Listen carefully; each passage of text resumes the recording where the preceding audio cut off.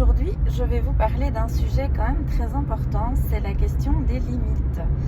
Alors, beaucoup de parents viennent nous consulter à l'espace santé famille pour nous dire qu'il y a un souci souvent à l'école de respect vis-à-vis des pairs ou vis-à-vis des professeurs, de problèmes de comportement aussi à la maison. Alors je m'explique, par exemple, vous allez avoir des enseignants qui vont recadrer l'enfant lorsqu'il aura des comportements déviants et souvent les parents vont plutôt prendre la défense de leur enfant au lieu d'appuyer l'autorité du professeur. Donc on voit alors des enfants qui vont discréditer les compétences du professeur ou l'autorité du professeur parce que le parent ne sera pas soutenant vis-à-vis de la figure qui fait autorité. L'enfant a besoin de cohérence éducative, il a besoin de voir que les adultes qui sont autour de lui vont pouvoir lui dire les mêmes messages, vont pouvoir lui expliquer les mêmes valeurs par rapport au respect. Et s'il trouve au sein de ces différents adultes qui l'encadrent des divergences, il va se faufiler dedans pour justement ne pas respecter justement les règles et les limites qui lui sont imposées par l'école ou par la maison, par le respect des pairs aussi.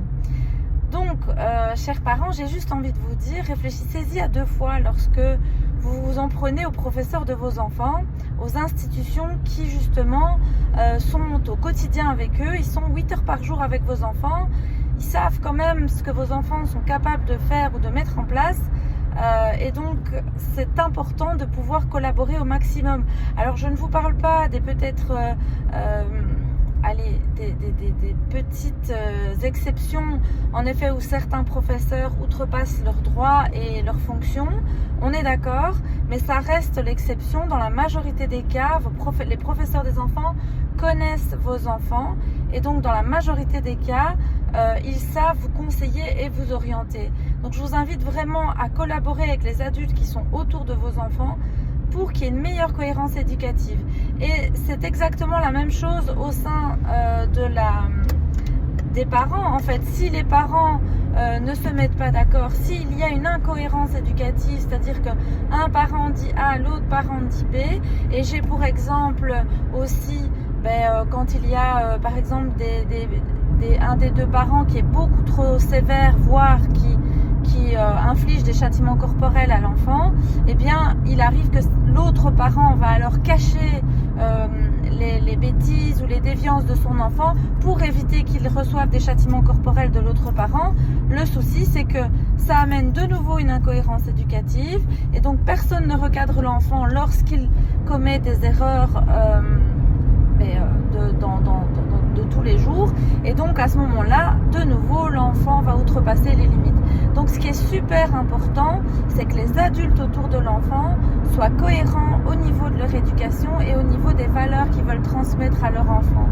Tant qu'il y aura une incohérence, qu'un parent dira A et l'autre parent dira B, que des parents diront A, que les professeurs diront B, l'enfant va se faufiler dans ces incohérences pour justement décrédibiliser l'un ou l'autre des adultes qui essayent de mettre un cadre éducatif autour de l'enfant. Donc pour cette rentrée, j'ai juste envie de vous dire, apprenez à vous faire confiance, communiquez entre adultes lorsque l'enfant vous met en difficulté et ne le laissez pas outrepasser les règles qui nous permettent de vivre ensemble aussi. Parce que des règles, c'est aussi pour vivre ensemble et faire société. Voilà, bonne rentrée à tous.